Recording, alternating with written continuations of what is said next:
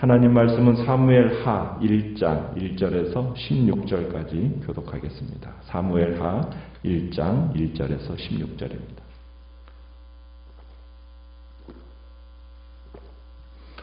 사무엘하 1장입니다. 1장 1절 제가 먼저 읽습니다.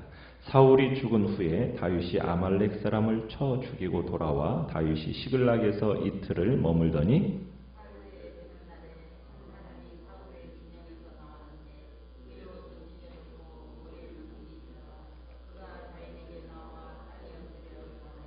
다윗이 그에게 묻되 너는 어디서 왔느냐 하니 대답하되 이스라엘 진영에서 도망하여 왔나이다 하니라.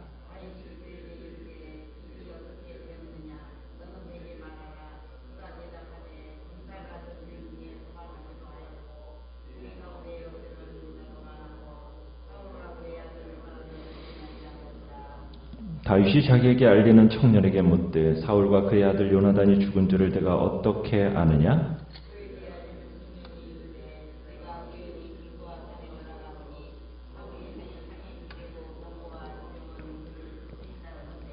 사울이 뒤로 돌아 나를 보고 부르시기로 내가 대답하되 내가 여기 있나이다 한즉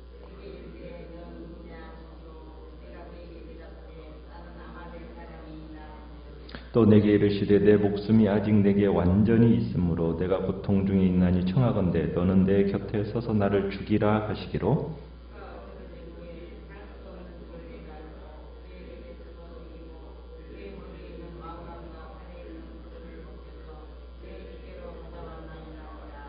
이에 다윗이 자기 옷을 잡아 찢으매 함께 있는 모든 사람도 그리하고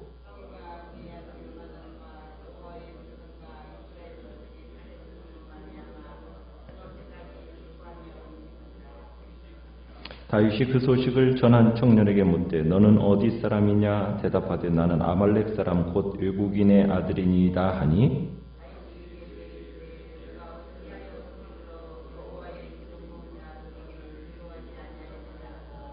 다윗이 청년 중 한 사람을 불러 이르되 가까이 가서 그를 죽이라 하매 그가 침에 곧 죽으니라. 다윗이 그에게 이르기를 내 피가 내 머리로 돌아갈지어다 내 입이 내게 대하여 증언하기를 내가 여호와의 기름 부음 받은 자를 죽였노라 함이니라 하였더라. 아멘. 오늘 말씀의 제목은 타인의 불행에 대한 두 가지 반응이라는 제목으로 말씀을 나눕니다. 사무엘하 1장 1절은 지금 이렇게 시작이 되고 있죠. 사울이 죽은 후에 이렇게 시작이 되고 있습니다. 어떻게 보면 이제 이스라엘에는 왕이 없습니다. 왕이 없이 사사로 살던 시대에 이스라엘 민족들은 사사 대신에 왕을 세워달라고 사무엘에게 때를 썼던 것이 엊그제 같습니다. 그런데 그렇게 해서 세워진 초대왕 사울왕이 죽었어요. 그래서 사무엘하는 왕이 없는 이스라엘로 이제 시작하고 있는 겁니다. 자, 죽은 그 사울과 이제 또 다윗은 지금 어디에 머물고 있습니까? 시글락이라는 곳에 머물고 있죠.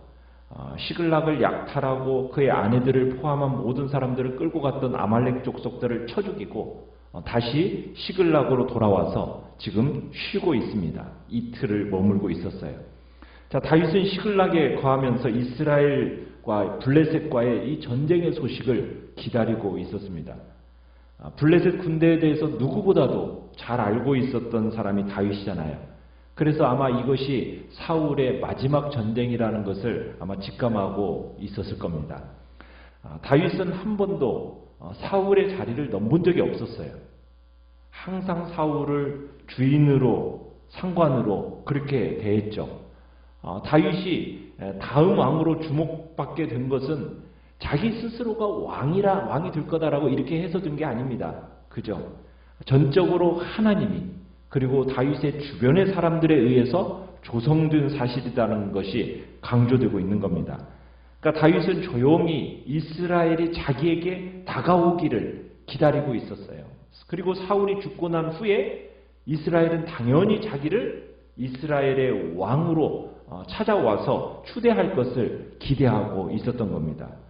자, 그런데 오늘은 이 일이 있기 전에 기회에 민감한 한 소년이 사울의 왕관을 들고 다윗이 머물던 이 시글락이라는 곳에 나타나게 됩니다. 그러니까 소녀는 전쟁터에서 도망한 패잔병으로 자신을 소개하고 있어요. 다윗이 질문을 합니다. 4절에 보면은 다윗이 뭐라고 질문을 하냐면 일이 어떻게 되었느냐? 무슨 얘기예요? 전쟁이 어떻게 되었느냐? 질문을 하는 거죠. 자, 그랬더니 뭐라고 답변을 합니까? 이스라엘 군대는 다 죽고 사울 왕과 요나단까지도 어떻게 됐다고요? 죽었다. 자, 이 소식을 들으니까 다윗은 이 마음이 애통해서 어쩔 줄을 모릅니다. 자, 그런 가운데 다윗이 한 가지 의문이 생겼어요. 5절에 보면은 네가 어떻게 사울과 그의 아들 요나단이 죽은지 네가 어떻게 아느냐? 이게 질문을 던집니다. 그런데 자, 이 젊은이가 말을 바꿔요. 뭐라고 말을 바꾸냐면 사실은 이 자기가 패잔병이 아닌 거죠. 전쟁터에 구경 갔다가 우연히 목격했다라는 거예요. 블레셋 병사와 기마대가 사울 왕을 향해서 막 다가오고 있는데 사울 왕이 자기를 보더니 너는 누구냐 하게 나는 아말렉 사람입니다 라고 했더니 아직 내 목숨이 붙어 있으니 차라리 나를 죽여다오 이렇게 해서 죽였다는 거예요. 그래서 사울 왕의 이 왕관과 팔찌를 가지고 왔습니다. 이렇게 지금 보고를 하고 있는 겁니다. 자, 이 보고가 참입니까? 거짓입니까? 거짓이죠. 그러니까 이 소녀는 지금 요즘 말로 하면 소설을 쓰고 있는 거예요. 이 젊은 친구는 전쟁터에서 주로 어떤 일을 하는 청년이었느냐? 전쟁이 이제 끝나갈 무렵에 시체들 가운데서 약탈해서 거기에 있는 금반지, 목걸이 이런 것들을 훔쳐가는 그런 부류의 사람이었던 겁니다.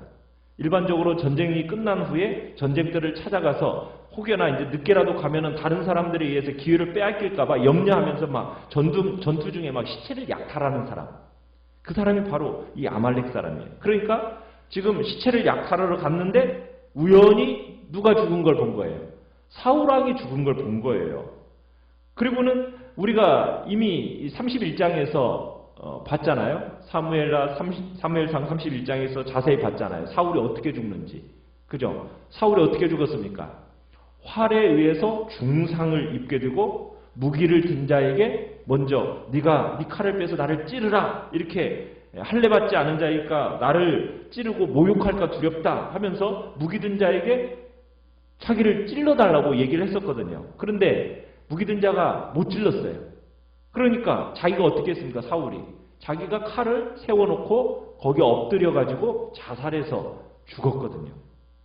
할례받지 못한 자의 손에 죽느니 차라리 자결을 택한 게 사울의 죽음이에요. 그런데 지금 이 젊은이는 자결한 사울을 발견한 거예요.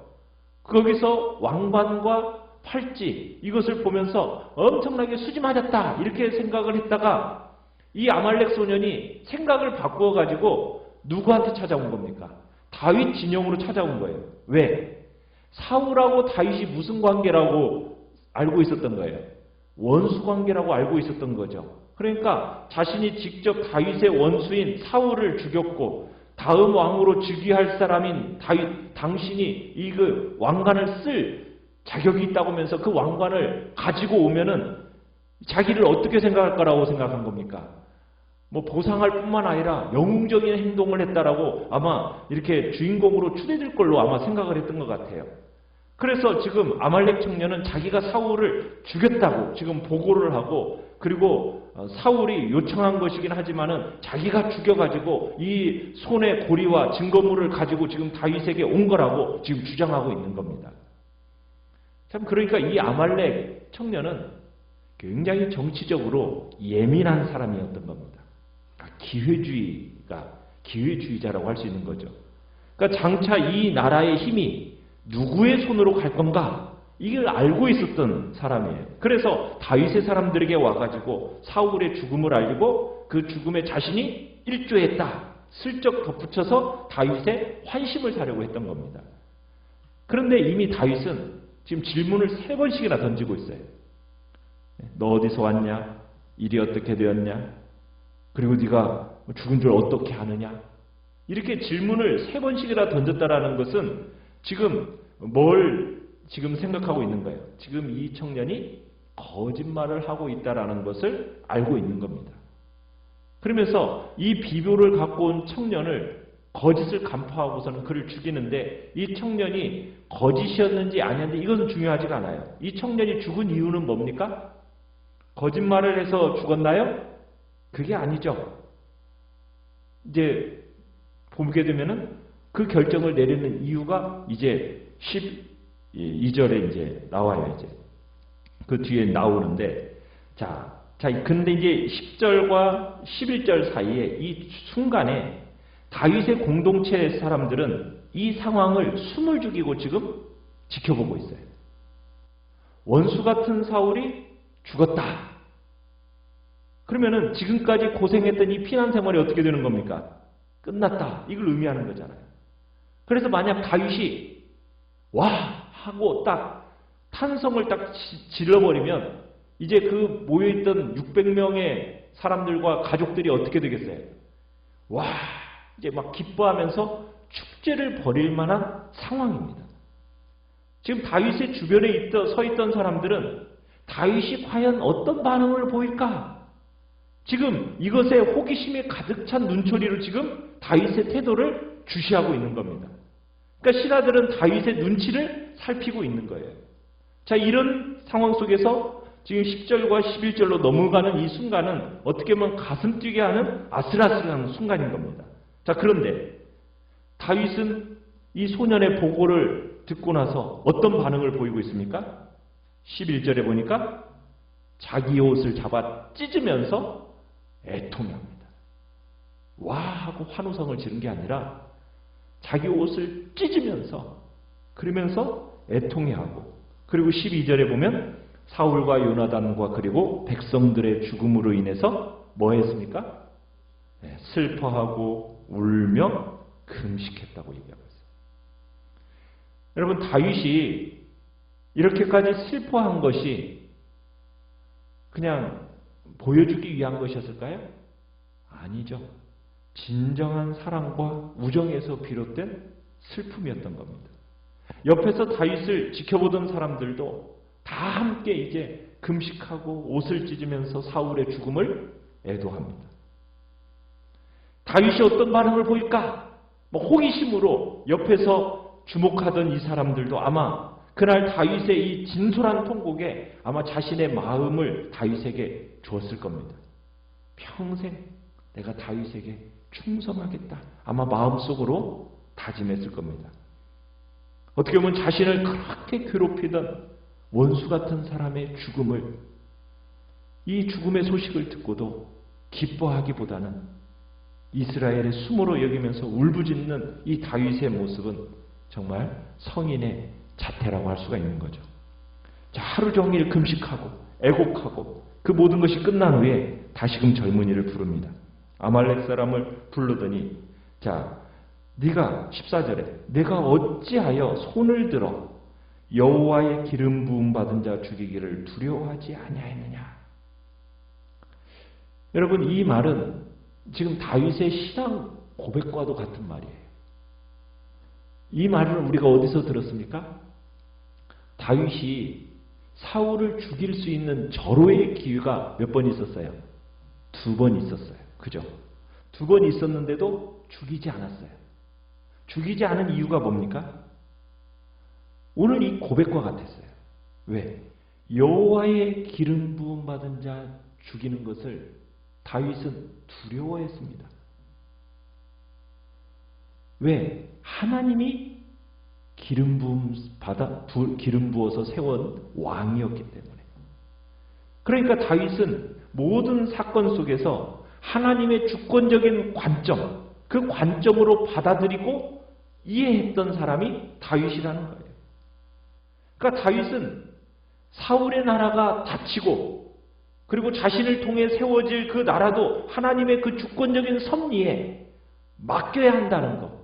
이게 사울에게서 막 쫓기면서 몸으로 체득한 사실입니다.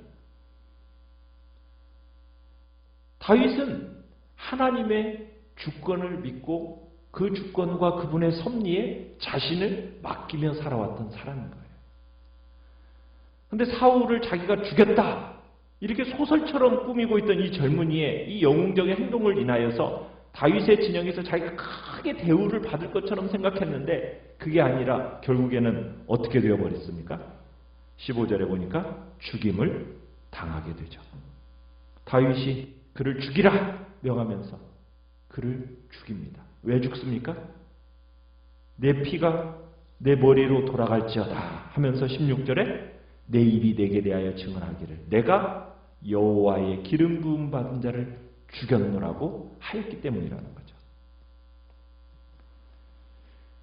사실 사울이 당한 불행을 가장 기뻐할 수 있었던 사람이 다윗이에요. 그런데 다윗은 진심으로 슬퍼하면서 사울 왕에 대한 예우를 끝까지 잃지 않는 모습을 보여줍니다. 다윗에게도 사울을 증오하면서 그를 죽이고 싶었던 마음이 없었겠습니까? 그렇지만 그를 하나님께서 기름 부으심 자다라고 그것을 인정하고 그 사람이 하나님이 자신을 연단시키시는 위에 자기를 연단시키기 위해 쓰시는 도구로 겸허하게 받아들였기 때문에 사울에 대한 증오심에서 자유로울 수 있었던 겁니다. 그리고 오히려 그의 불행을 진심으로 슬퍼할 수 있었던 거예요. 다른 사람의 불행을 즐거워하고 이용하는 것이 아니라 정말 원수 같은 자라 할지라도 슬퍼하고 울어줄 수 있는 사람이 진정 하나님의 사람이라는 거죠. 그러니까 우리가 살아가면서 우리가 만나게 되는 그 어떤 일도 우리는 그것을 어떤 정치적인 논리, 경제적인 논리 이런 식으로 바라보면 안 됩니다. 전부 하나님의 주권적 섭리의 관점에서 우리가 그것을 접근하고 그 사건과 사고를 분석하고 이해해야 돼요. 이 땅에 일어나는 모든 일들에 대해서 하나님의 주권적인 그 섭리의 관점으로 우리들이 바라보잖아요. 그 일에 우리가 눈이 딱 떠지면은 원수와 친구의 구분이 무의미해져 버립니다.